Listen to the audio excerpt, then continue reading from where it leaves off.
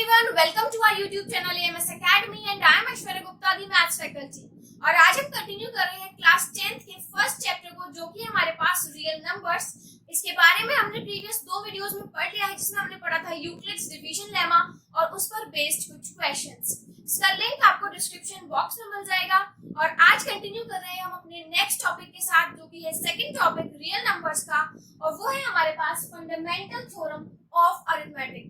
Now what fundamental theorem of arithmetic says is every composite number. Now we must know what are composite numbers. तो composite numbers क्या होते हैं हमारे पास? Composite numbers are those who have factors other than 1 and itself. For example 4. अगर हम 4 के factors की बात करें तो 4 के जो फैक्टर्स बनेंगे हमारे पास वो होंगे 1, 2 और 4। 4 के फैक्टर्स क्या हमारे पास 1, 2 और 4, because 4 is also divisible by 2, so 2 is also a factor। But if we talk about 5, अगर हम 5 के फैक्टर्स की बात करें तो वो क्या होगा हमारे पास 5 किस नंबर से डिविजिबल है 1 and 5। So this is what this is, a composite number, because it has factors other than 1 and 4, that is 2. But 5 is not a composite number, it is a prime number. So in other words, we can say that every number which is not prime is composite number. So all non-prime numbers are also known as composite numbers, because all prime numbers have the factors 1 and itself. तो ये था हमारे पास composite numbers. तो चलिए बात करते हैं fundamental theorem of arithmetic की। तो ये क्या कहता है हमसे, that every composite number can be expressed or factorised as a product of primes. क्या कहता है कि कंपोजिट नंबर जो अगर उसको हम फैक्टराइज करें तो वो फैक्टर्स जो जिस फॉर्म में आएंगे वो क्या है, वो सारे प्राइम्स में आएंगे। And this factorization is unique. और ये जो फैक्टराइजेशन है ये यूनिक है, इसका मतलब वो जो फैक्टर्स है वो यूनिक रहेंगे, apart from the order in which the prime factors occur. Apart from the order in which the prime factors occur, इसका मतलब क्या है कि फैक्टर्स को आप किसी भी ऑर्डर में लिखें उससे हमें कोई फर्क नहीं पड़ता। क्या है कि बस फैक्टराइजेशन यूनिक होता है, उसको लिखने का तरीका या उसके ऑर्डर का जो हमारा फॉर्म है वो चेंज हो सकता है। For example, if we talk about this 4, अगर हम इस 4 की बात करते हैं तो 4 को अगर हम फैक्टराइज करेंगे तो what we can written it as 2 into 2 into 1, और यहाँ पर हम क्या लिख सकते हैं 2 into 2। ये क्या है हमारे पास 4 को हमने फैक्टर जब ब्रेक किया तो हमारे पास किस फॉर्म में आ गया 2 into 2।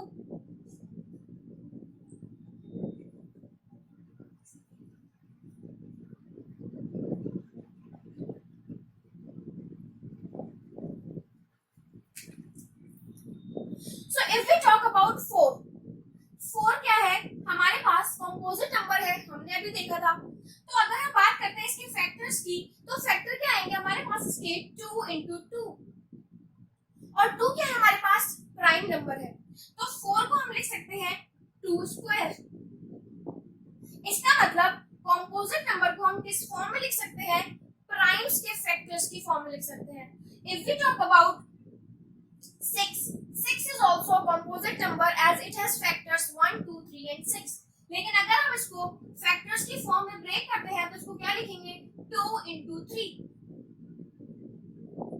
2 और 3 दोनों ही क्या है, प्राइम नंबर्स हैं। तो सारे ही कंपोजिट नंबर को हम प्राइम नंबर्स की फॉर्म में फैक्टराइज कर सकते हैं, या फिर उनके जो फैक्टर्स बनते हैं वो क्या होते हैं, वो सारे ही प्राइम्स होते हैं। अब इसको आप 2 into 3 लिखें या फिर 3 into 2 लिखें, that doesn't matter, because इसमें रखा है apart from the order in which the prime factors occur। किसी भी फॉर्म में हम उसको लिख सकते हैं, बट इसके जो फैक्टर्स होंगे वो क्या होंगे, यूनिक होंगे। इसके फैक्टर्स 6 के फैक्टर्स 2 into 3 ही हो सकते हैं, या फिर 2 और 3 की फॉर्म में ही इसको हम लिख सकते हैं, इसकी कोई और फैक्टर्स नहीं होंगे। Similarly, if we talk about, let's say 9, तो 9 को हम क्या लिख सकते हैं 3 into 3. और if we talk about 10, ये क्या हो जाएगा हमारे पास 2 into 5.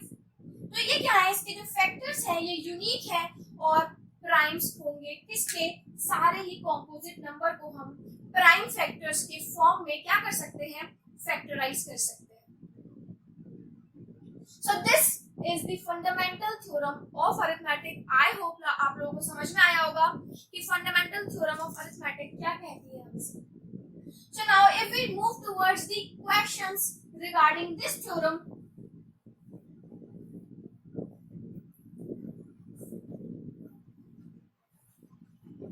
then we have such type of questions like check whether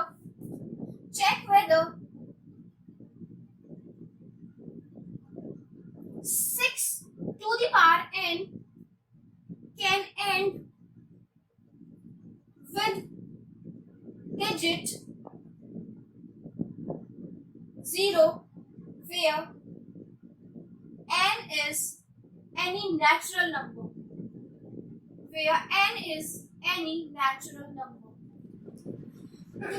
So if we have this question, then we know that to end any number with digit 0, we must have the factors or prime factors as 2 and 5.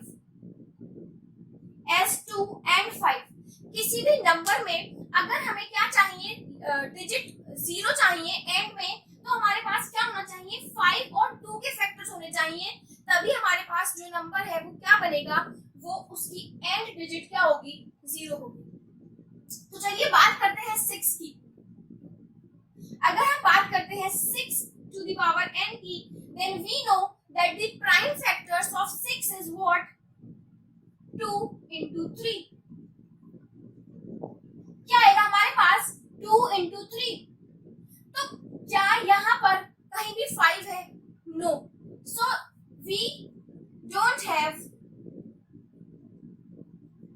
5 as prime factor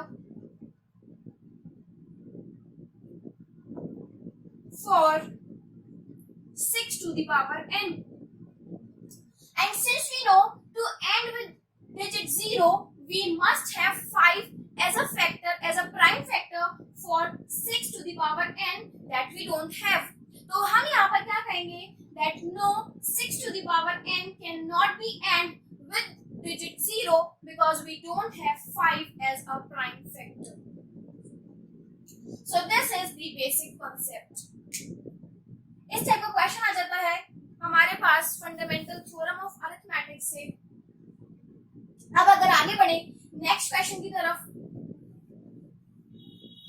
तो question कुछ इस type से आता है हमारे पास, that if we have to find out the HCF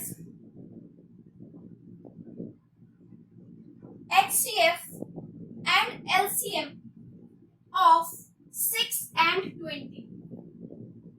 हमें क्या करना है, अगर हमें HCF और LCM निकालना है 6 और 20 का, तो देखिए क्या होगा हमारे पास. अगर हम HCF की बात करते हैं, then HCF is what, अगर हम इसका प्राइम फैक्टराइजेशन करेंगे 6 का, तो 6 का फैक्टराइजेशन क्या आएगा हमारे पास, 2 into 3. उसी तरह से अगर हम बात करते हैं 20 के फैक्टर्स की, तो वो क्या आएगा हमारे पास, 2 into 5. दोनों ही क्या है, कॉम्पोजिट नंबर है और प्राइम फैक्टराइज हो सकते हैं, और इनका जो नंबर्स है वो सारे क्या है, प्राइम है. So this can be written as 2 into 3 and 20 can be written as 2 into 2 into 5. Now what is HCF? Or we can written it as 2 to the power 2 into 5. Now we know what is the HCF. HCF is the smallest power of the common factor of both the numbers. HCF क्या होता है, smallest power of the common factor of the two numbers. तो यहाँ पर हमारे पास जो common factor है वो क्या है, 2 कॉमन फैक्टर है 6 और 20 दोनों का ही, तो उसकी जो स्मॉलेस्ट पावर है वो क्या है, 2. सो HCF इज व्हाट, 2. HCF क्या आ गया हमारे पास इन दोनों ही नंबर्स का 2। अब अगर हम बात करते हैं किसकी, एलसीएम की, अगर अब हम बात करनी है एलसीएम की, then LCM is the greatest power of all the factors of these numbers. तो हमारे पास जो एलसीएम आएगा वो क्या आएगा, 2 स्क्वायर इंटू 3 इंटू 5। हमारे पास एलसीएम क्या आएगा, greatest power of the common factor और greatest power of all the numbers of the factors of these two numbers. तो वो क्या आ जाएगा हमारे पास, 2 स्क्वायर, ग्रेटेस्ट पावर क्या है 2 स्क्वायर, और 3 इंटू 5, जो बाकी के फैक्टर्स हैं उनकी क्या है 3 और 5, तो उनको हमने एज इट इज लिया। तो एलसीएम क्या आएगा हमारे पास, 4 into 5 is 20 and into 3 is 60। अब अगर हम देखें तो इन दोनों का multiplication 60 into 2 is what 120। HCF और एलसीएम का अगर प्रोडक्ट करते हैं तो वो क्या है हमारे पास 120, और अगर हम जिनका हमने एचसीएफ और एलसीएम निकाला है उन नंबर्स का भी अगर प्रोडक्ट करते हैं तो वो भी क्या आया हमारे पास 120। So what we find out with this example that HCF into LCM or HCF or the product of HCF and LCM of two numbers is equal to the product of the numbers itself। तो अगर हम बात करते हैं इस example को देखने के बाद तो हमारे पास एक कंडीशन और आ जाती है, और वो कंडीशन क्या है, that HCF into LCM is equals to product of two numbers। So what do we find out, that HCF of two numbers into LCM of two numbers is equals to product of that two numbers। तो इस पर based question आ जाता है क्या, कि अगर हमें, और इजीली हम निकाल सकते हैं कि अगर हमें HCF गिवन हो किन्हीं भी दो नंबर्स का या फिर LCM गिवन हो कि किन्हीं भी दो नंबर्स का, तो हम इजीली HCF और LCM उसका निकाल सकते हैं। So let's see the other example we have is, क्या कहा हमें, HCF गिवन है क्या 9 और नंबर्स गिवन है क्या 306 एंड 657।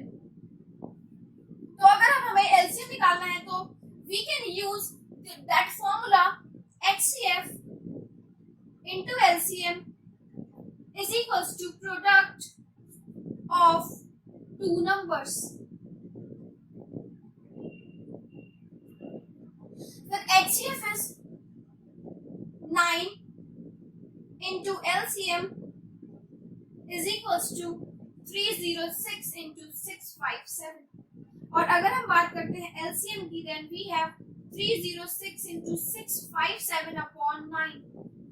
और अगर इसको हम कैंसिल करते हैं तो ये 9 से अगर हम 657 को कैंसिल करेंगे तो कितना आ जाएगा, 9 into 7 is 63 and 9 से 27, और 306 into 73 जब हम करेंगे तो जो भी हमारी वैल्यू आएगी वो क्या आ जाएगा, इन दोनों ही नंबर्स का एलसीएम आ जाएगा।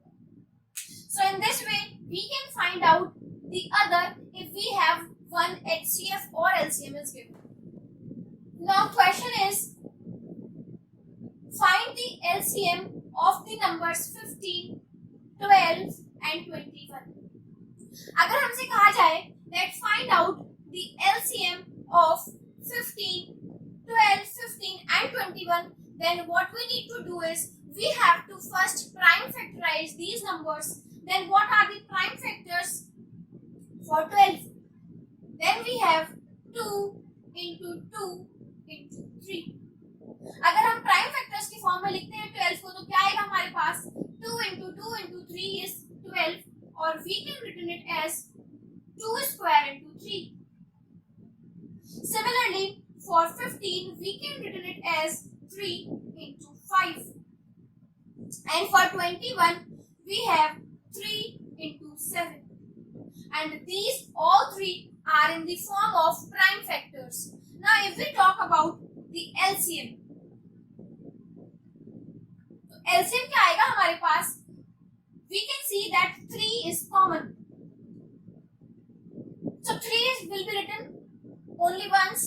Now 2 square greatest power लेनी है हमें सारे ही factors की, और common factor को क्या लिखना है, 1 time. So what we have is 2 square into 3 into 5 into 7. Now this is what 4 into 3 is 12, 12 into 5 is 60, and 60 into 7 is 420. So what is the LCM of 12, 15 and 21 is 420. और ये हमने कैसे निकाला, that we took the highest power or the greatest power of all the common factors of all the factors, and we have written the common factor only once. So I hope आप लोगों को समझ में आया होगा कि fundamental theorem of arithmetic को हम कैसे अप्लाई करेंगे, किस टाइप के क्वेश्चंस इसमें देखने को मिलते हैं. अगर समझ में आया हो तो लाइक, शेयर और सब्सक्राइब करें, और अगर कोई क्वेरीज हो तो कमेंट बॉक्स में पूछें. Thank you everyone.